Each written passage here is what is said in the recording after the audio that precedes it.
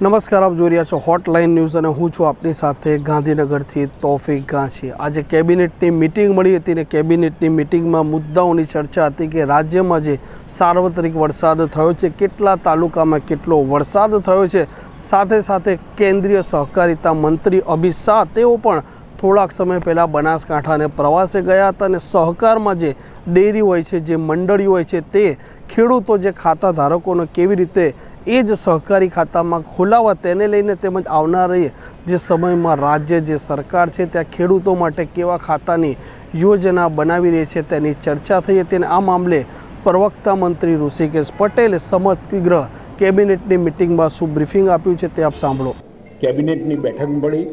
અને કેબિનેટની અંદર સમગ્ર રાજ્યમાં ખૂબ સારો વરસાદ લગભગ બધા તાલુકાઓમાં વાવણી લાયક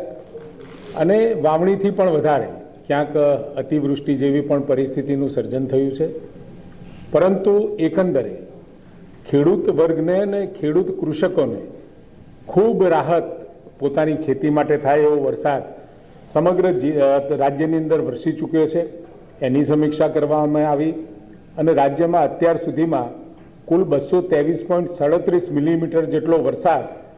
જે સરેરાશ વરસાદના 25.30% જેટલો અત્યાર સુધીમાં વરસાદ વરસી ચૂક્યો છે। 89 તાલુકાઓમાં 51 થી 125 મિલીમીટર,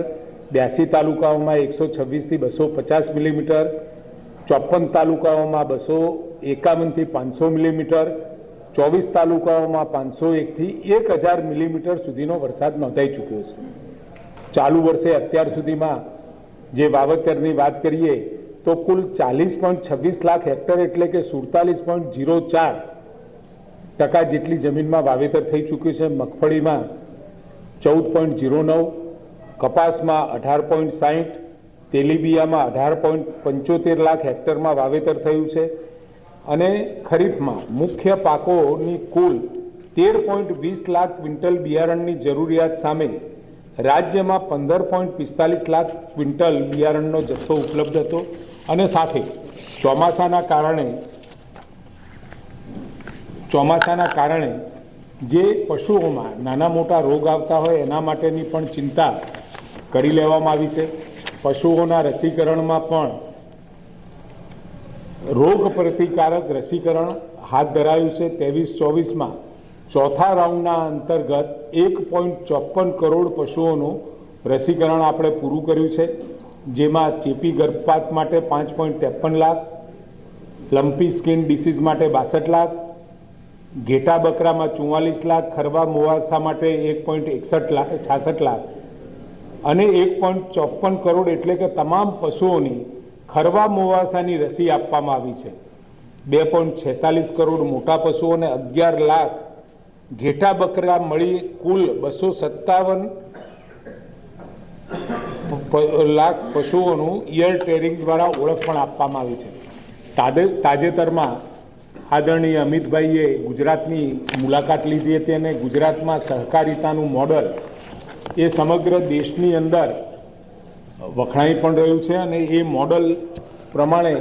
એમને જે મુલાકાત લીધી એમાં ડેરીઓ, સહકારી બેન્કો વગેરેની મુલાકાત લેતા એક નવતર પ્રયોગ અહીંયા હાથ ધરવાનું નક્કી કર્યું છે, જેમાં સહકારી મંડળીઓ, ખેત ઉત્પાદન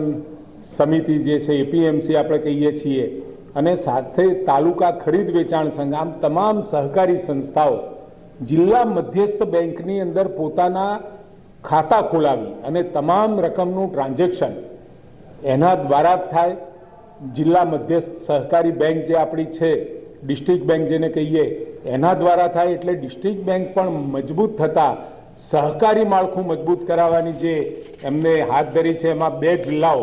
પંચમહાલ અને બનાસકાંઠામાં આનો પ્રયોગ કર્યો અને એના કારણે લગભગ 966 કરોડથી વધુની ડિપોઝિટમાં આ બંને જિલ્લાઓમાં વધારો થયો છે। આમ એકંદરે એમની મુલાકાત સહકારિતાને ગુજરાતમાં વધુમાં વધુ મજબૂત કરવા માટે અનેક જગ્યાએ ડેરી સેક્ટરમાં, સહકારી મંડળીઓમાં, એપીએમસી અને જિલ્લા મધ્યસ્થ બેંકમાં પણ એમને મુલાકાત લઈ અને વધુમાં વધુ સહકારિતા અને એકબીજા સાથે કોઓપરેશનની ભાવના સાથે ગામની અંદર પણ સહકારિતાનો સંવાદ સંતાય એ માટેની ખૂબ બધી યોજનાઓ સાથે પોતાના વિચારો વ્યક્ત કર્યા અને આમાં વેગ પણ આવે છે. બે જે જિલ્લાઓની મેં વાત કરી, પંચમહાલ અને બનાસકાંઠા, એ બે એનું ઉદાહરણ છે. અને હવે આગામી સમયમાં અમારો અનુરોધ રાજ્ય સરકાર તરફથી પણ છે કે જેટલા પણ આપણા જિલ્લાઓ છે, તમામ જિલ્લાઓમાં જેટલી પણ સહકારી સંસ્થાઓ છે એ પોતાની મધ્યસ્થ બેંકની અંદર ખાતા ખોલાવી અને આ સહકારી ચળવળને વધુમાં વધુ મજબૂત કરવા માટેનો આપણે સૌ પ્રયાસ કરીએ. આ પ્રકારના સમાચાર જો આપને પસંદ આવતા હોય તો હોટલાઇન ચેનલને સબસ્ક્રાઈબ કરવાનું ભૂલતા નહીં. નમસ્કાર.